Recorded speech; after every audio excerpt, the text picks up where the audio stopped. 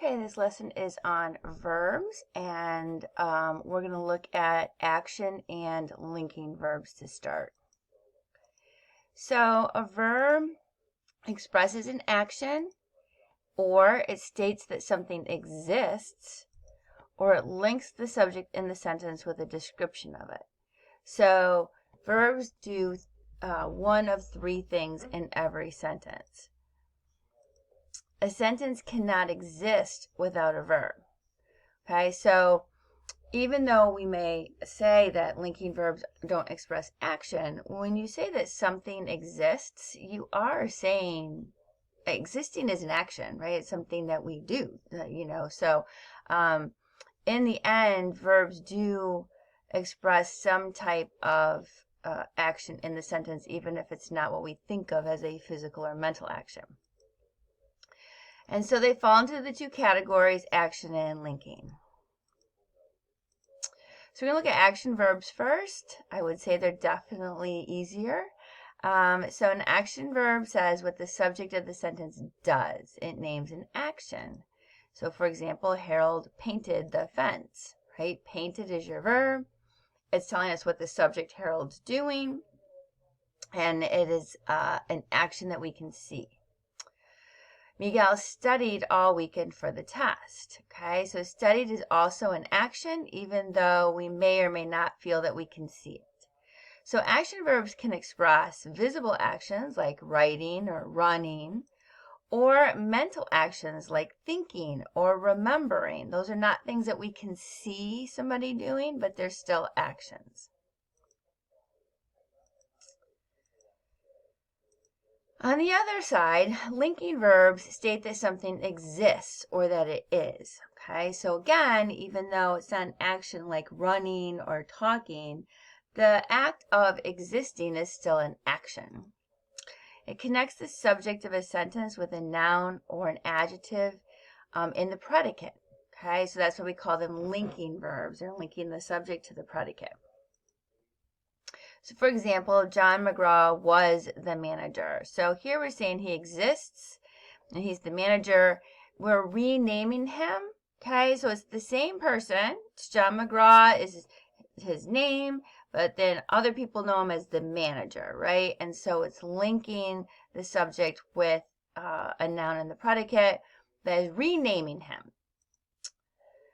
Mrs. Davis seems friendly. In this case, friendly is describing Mrs. Davis, okay? And seems is linking this adjective to the subject, Mrs. Davis, and it's describing her, okay?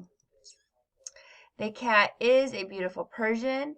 Here again, we're renaming the cat. We're giving a more specific noun. We're giving a proper noun to a common noun, right? So we start off with the cat, and then we made it more specific by saying it was Persian, okay? And again, is the linking verb here, and it's linking the subject to the noun and the predicate.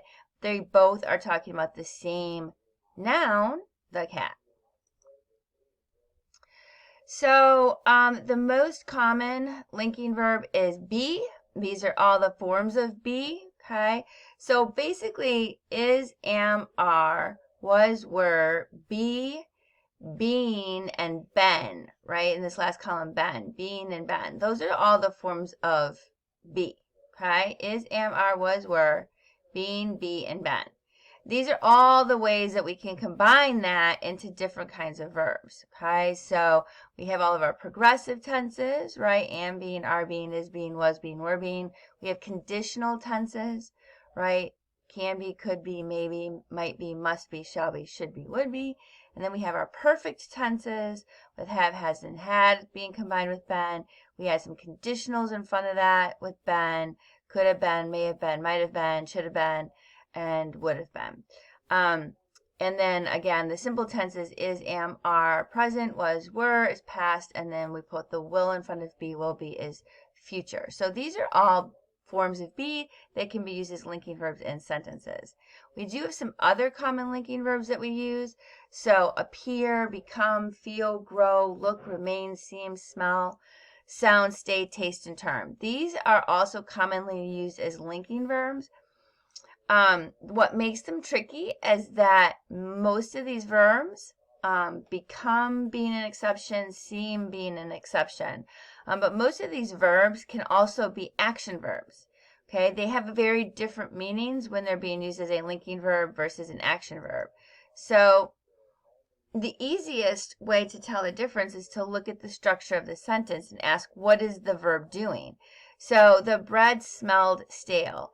In this case, stale is describing bread. Smelled is linking it. It's describing the bread. So this is a linking verb. However, if you said Charles smelled the cake, here we're not linking cake to Charles. Charles isn't the cake. Cake doesn't describe Charles. We actually have two nouns. We have Charles and we have the cake. And he's doing the action of smelling, right? So really kind of looking at what follows the verb. Is it a description of my subject, or is my subject acting on something else like the cake? Another example would be with grow. The Dutch bulbs grow tall. Okay, this feels like an action. You can't go off that. Tall is describing the bulbs, right? They're tall bulbs. So this is actually a linking verb here, even though it feels like, well, the bulbs are growing. Yes, but we're really describing the bulbs. Anne-Marie grows tulips. Now this is grows as an action verb, right? So she's growing something else. Again, we have two nouns. We have Anne-Marie. We have tulips. Okay, and she's acting upon the tulips by actively growing them. So there's a difference between describing a noun as itself growing, something it does for itself, versus acting on something else. Okay, and that's the difference between linking and action verbs.